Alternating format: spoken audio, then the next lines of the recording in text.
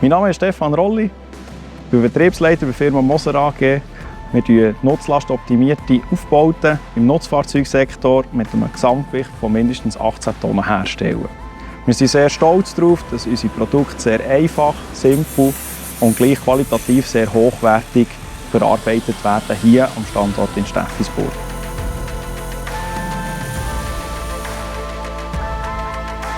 All unsere Produkte sind im Baustellensektor tätig, also das heisst, sie sind in einem sehr rauen, dreckigen Umfeld tätig und können bis zu 25 Tonnen an Ladung mitnehmen.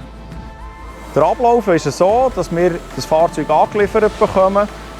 Dann geht es in die Arbeitsvorbereitung. Dort werden die Sachen konstruiert, gezeichnet, berechnet. Schickt dann die Bauteile auf eine CNC-gesteuerte Plasmazuschnittanlage. Dann geht es weiter auf die Abkompress. Dann geht es weiter in die Station, in die Bearbeitung von diesen Bauteilen. Das heisst, sie werden dort gefräst, sie werden gewing geschnitten und dann gehen dann die Bauteile raus in die Schlosserei, wo sie dann verschweißt werden. Wir sind hier in der Schlosserei 1. Da werden die verschiedenen einzelnen Baugruppen zu einem Gesamten zusammengeschweißt.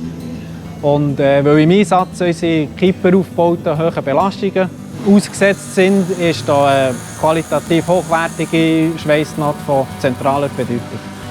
Mit der Fronius TPSI-Schweissanlage haben wir die Schweissgeschwindigkeit massiv steigern. Dadurch haben wir auch viel weniger Verzug in den Bauteilen. Die Bedienerfreundlichkeit ist auch gestiegen aufgrund des grossen Displays, das wir in der Schweissanlage haben und natürlich auch Programm, das wir im Brenner verstellen können. Wir haben bei den Schweissnähten viel weniger Spritzer dran und dadurch haben wir auch viel weniger Zeitaufwand, für die Schweissnähte nachher zu verputzen.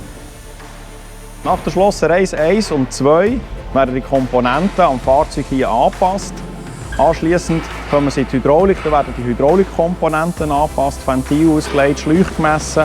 Anschliessend wird alles demontiert, dass wir es sandstrahlen, grundieren, decklackieren. Dann kommt es ab in die Vormontage, die Endmontage und dann ist das Fahrzeug eigentlich schon bereit, für eine Endkontrolle zu gehen.